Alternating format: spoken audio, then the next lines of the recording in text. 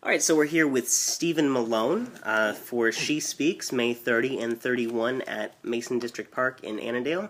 And Stephen, first off, would you just tell us the characters that you're going to be portraying in She Speaks? Lord Capulet and Brutus from Julius Caesar. All right, and Lord Capulet from Romeo and Juliet for the non-Shakespeare verse of us out here. All right, so let's talk about this is She Speaks. You are not a she. So, how does this work? How do you fit into this picture? How kind of you to notice.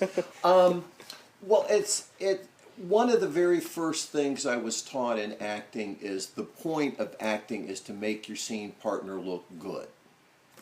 Yeah. So, fine, I'm here to make several scene partners look good, And you do and they're well. all women, and so what's not to like about that? True, very true. What guy can complain, right? All right, so let's go a little bit. I think the character that most of us really know is Brutus. And how do you feel about, what do you think about his character? Well, first of all, tell us a little bit about the scene that you're doing. Well, the scene that we're doing is he's up and can't sleep, and his wife Portia gets up and is trying to get him to open up to her, and he's just not going to open up to her. And she ends up revealing that she's cut herself because of it, right? Right. Yeah. Right.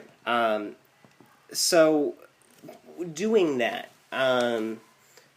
is it similar to other characters you've played before? What do you have to do to get into that character? It's actually very different from anything I've done before because it's so enclosed. He clearly loves her very much. And so, while on one level, pushing her away, cutting her out, not sharing with her what's really going on, just telling her to go back to bed, he really, really does love her, and he's concerned about her.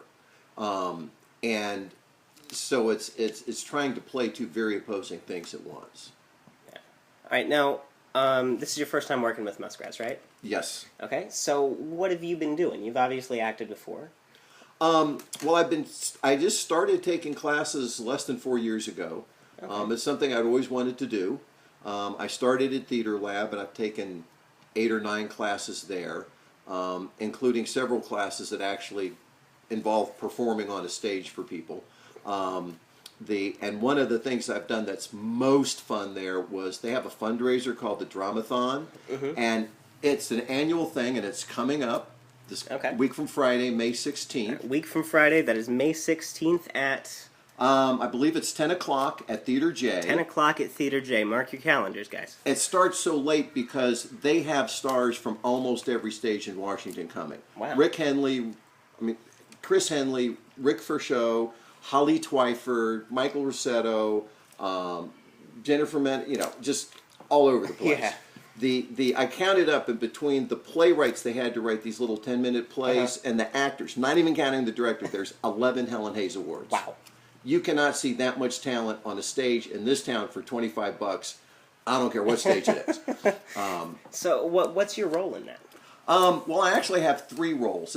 What they do is they get playwrights to write a little 10-minute play specifically for one of the stars they've gotten to volunteer, and then they cast everybody else from people like me or anybody else who's an aspiring actor, and it's like a walkathon where you get people to sponsor you, and the more money you raise, the better a part you get. So I'm a king, and I'm a best man, and I just got the casting last night, so I'm still trying to remember it all. But I have one other They're putting part. that together fast. Oh yeah, Yeah. yeah. Well, the playwrights commit to writing the play in a single 24-hour period. Wow. So and so it's like one of my directors is Randy Baker, and so Brilliant. These things are really good. I'm But sure. It's staged readings, but Yeah. Holly Twyford, Rick Ferchot, who's going to complain? Absolutely, right? Okay, so let's go. We talked about Brutus. Let's talk about Lord Capulet. All right. Oh right. What scene are you doing for Romeo and Juliet? It's the scene where Juliet tells her father she does not want to marry Paris, and he tells her in no uncertain terms she is going to. Yes. and if she's not into it, he will drag her on a hurdle thither. So you get to star a little bit more in that scene. That gets to be a little more Yes. Stephen-centric. Well, Lord Capulet. Lord Capulet-centric, excuse me. It's well, the way it's been, the pieces of it that have been picked, I think everybody gets a fair shake at it. Yeah. The unabridged, unadulterated, full production, this scene is very much Lord Capulet, but this is She Speaks, Yeah. and so it's been balanced out a little bit. But yeah, he's pretty rough dad on Juliet. You say rough dad. Now, is there any combat? Is there anything going on there? Yeah, but you have to come to see you have the to details. come to see it. No, we're not sharing that. Yeah, All well, right. there is fight choreography. We'll put it that way. Okay. So All right. and it's I've seen Romeo and Juliet in live performance probably 12 times, 3 in the last year. So it's You get around, sir. well the my wife and I have subscribed to the Shakespeare Theater for over 20 years. Okay. So right there they're going to do Romeo and Juliet every few years. Yes. And then at the Fringe Festival last year, which it's in July, so it doesn't interfere with this coming up, but you really ought to go see that. They had 2 different Romeo and Juliets, and one of them was a Commedia dell'arte version, which I was remember that one. Yes. oh, it was funny. But the other one was a very small cast, and the Lord Capulet in that did Capulet different than any other time I've ever seen it done. Have you drawn inspiration from that? Where are you drawing inspiration for this character?